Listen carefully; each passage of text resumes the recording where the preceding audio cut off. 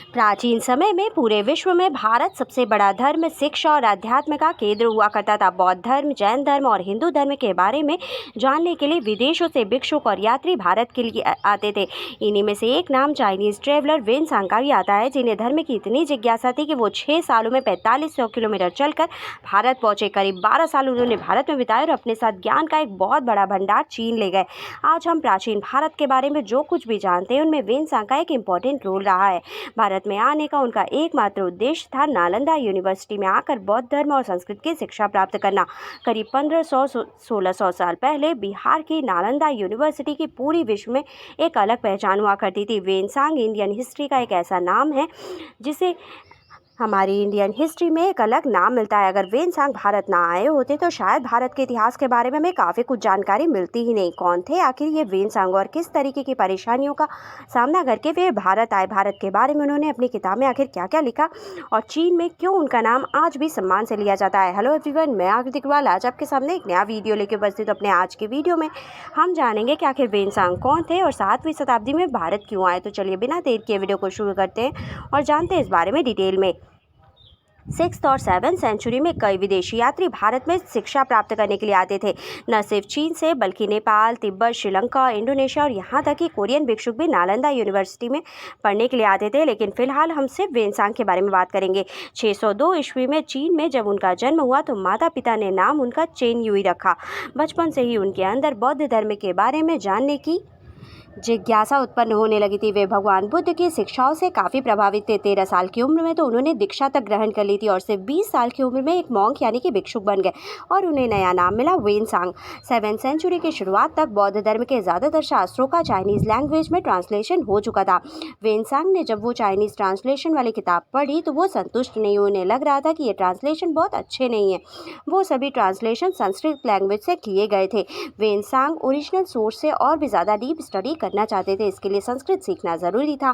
एक रात उन्होंने सपना देखा कि तुम्हें तुम्हारे सभी सवालों के जवाब भारत में ही मिलेंगे। फिर क्या था? इस सपने के बाद ही उन्होंने भारत आने का पक्का मन बना लिया। लेकिन जब उन्होंने अपने एम्परर ताइजोंग से भारत जाने की इजाज़त मांगी तो उन्होंने साफ इनकार कर दिया। उस समय चीन में बौद्ध धर्म प्रचलित तो था, लेकिन ताइजोंग नास्तिक किस्म के राजा थे जिनकी बौद्ध धर्म में काफ़ी दिलचस्पी नहीं थी। उस दौर में चीन में एक सिविल वार भी चल रहा था। बिना इजाज़त नागरिकों को देश छोड़कर जाने पर बैन भी था। बहुत से लोगों ने उन्हें भारत ना जाने की सलाह दी। उन्हें समझाया कि भारत में बहुत ज़्यादा गर्मी है और रास्ता भी बेहद ख़राब है। लेकिन वेन-सांग कहाँ मानने वाले थे। पीठ पर एक बैग और सिर पर चाइनीज छाता लिए वो भारत की यात्रा के लिए निकले। करीब 150 किलोमीटर चलने के बाद उन्होंने एक घोड़ा खरीदने का फैसला किया। अब वो दिन में आराम करते और रात को यात्रा करते। गोबी डिजर्ट पार करते समय वेन-सांग का भूख प्यास से बुरा हाल हो गया। उनके साथियों ने कहा कि वापस चलो, पर वे नहीं माने। उनके साथियों ने बीच रेगिस्तान में कहीं से पानी भी ढूंढा।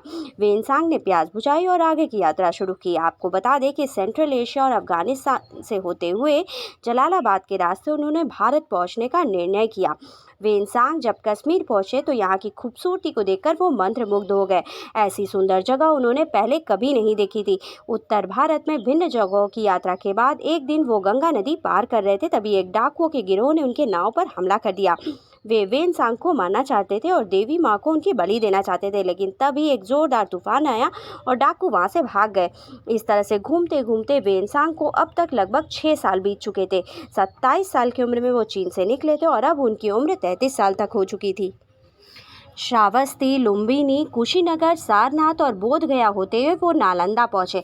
अब तक सभी प्रमुख बौद्ध मठों की यात्रा तो वो कर ही चुके थे, इसलिए उन्हें प्रिंस ऑफ पिलग्रिम्स भी कहा जाता है। नालंदा में वेन-सांग का भव्य स्वागत हुआ। करीब 200 सन्यासियों और 1000 लोगों ने मिलकर उनका स्वागत किया। नालंदा के बारे में बताया जाता है कि यहाँ पर न सिर्फ धार्मिक अध्ययन होता था, बल्कि मैथमेटिक्स, साइंस, फिलॉसफी, ग्रामर और आर्ट की भी पढ़ाई की जाती थी।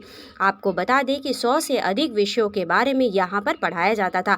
10,000 से अधिक स्टूडेंट्स यहाँ अध्ययन किया करते थे और 1500 से अधिक आचार्य और पंडित यहाँ शिक्षा देते थे। और सबसे बड़ी बात यह है कि ये शिक्षा पूरी तरह से निःशुल्क दी जाती थी। नालंदा यूनिवर्सिटी में एडमिशन लेना आसान नहीं होता था, लेकिन वेन-सांग को आसानी से एडमिशन मिल गया था। उस समय यूनिवर्सिटी के चांसलर सीलभद्र हुआ करते थे। बताया जाता है कि सीलभद्र एक बीमारी से जूझ रहे थे। उन्होंने तो जीने की आस भी छोड़ दी थी। वेन-सांग ने किसी तरह से जड़ी बूटी जड़ी-बूटी से आचार्य शीलभद्र की बीमारी को दूर कर दिया। शीलभद्र ने खुश होकर वेनसांग को नया नाम दिया मोक्षदेव।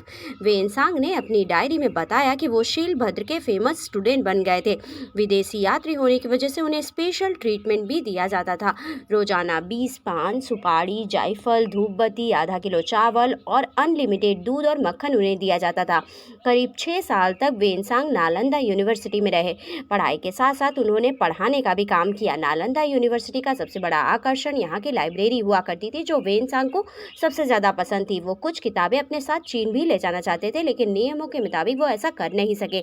वेनसांग ने किताबों की प्रतिलिपियां बनाना शुरू कर दी। ताड़पत्रों पर संस्कृत में जानकारी लेकर कई ग्रंथों की कॉपी उन्होंने बनाई। 641 ईस्वी में राजा हर्षवर्धन ने वेनसांग को अपने राज्य में आने के लिए आमंत्रण भेजा। हर्षवर्धन उस समय के सबसे बड़े राजा हुआ करते थे। यूपी के कन्नौज में भव्य तरीके से वेनसांग का स्वागत हुआ।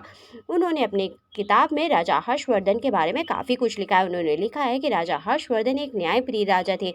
उनका साम्राज्य काफ़ी दूर तक फैला था। उनके राज्य में क्राइम रेट बिल्कुल जीरो था। गंभीर अपराध के लिए आजीवन कारावास का प्रावधान था। जब वेनसांग ने जाने की बात कही तो राजा ने एक शास्त्रार्थ करने का अनुरोध किया। संपूर्ण राज्य से ब्राह्मणों और विद्वानों को बुलाया गया। करीब 500 लोगों को वेनसांग ने शास्त्रार्थ में पराजित किया। ये धार्मिक सभा लगभग 18 दिन तक चली। 8 फरवरी 645 ईस्वी में करीब 12 साल तक भारत में रहने और कुल 16 वर्षों तक यात्रा के बाद वेनसांग अपने देश वापस पहुंचे। भारत में वो भले ही खाली हाथ आए थे, लेकिन चीन जाते समय उनके साथ 657 की किताबें थी। करीब 150 बौद्ध धर्म की निशानियां भी थी, जिसमें ज़्यादातर भगवान बुद्ध की प्रतिमाएं थी। राजा हर्षवर्धन ने उन्हें 72 घोड़े और एक हाथी भी उपहार में दिया था। जब वेनसांग अपने देश वापस पहुंचे तो हजारों लोगों की भीड़ ने चीन में वेनसांग का स्वागत किया। राजा ने उनकी खूब तारीफ की और कहा कि ज्ञान लेने के बाद तुम वापस अपने देश लौट आए, इससे पता चलता है कि तुम्हें अपने देश से कितना प्यार है। उन्होंने चीन जाकर भारत यात्रा पर कई किताबें लिखी, जिनमें सबसे महत्वपूर्ण किताब सीयू की मानी जाती है। आज भी वेनसांग की किताबों को भारतीय इतिहास में सबसे प्रमाणित माना जाता है। सच में अगर वेनसांग भारत ना आए होते तो नालंदा यूनिवर्सिटी और राजा हर्षवर्धन समेत कितनी जानकारियों से हम अछूते ही रह जाते। खैर, आपकी क्या राय है इस बात पर हमें कमेंट करके बताइएगा।